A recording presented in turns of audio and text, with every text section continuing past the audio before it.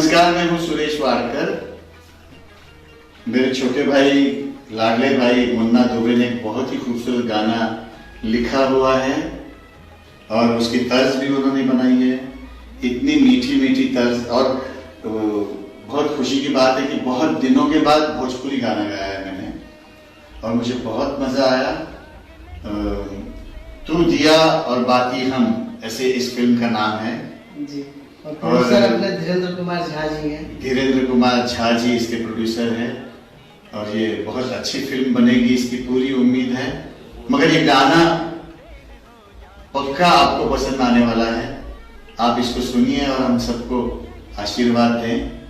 मैं मुन्ना भाई को और प्रोड्यूसर साहब को बहुत बहुत बधाइयाँ देता हूँ और जल्दी से ये पिक्चर कंप्लीट हो और हम सबके सामने आ जाए।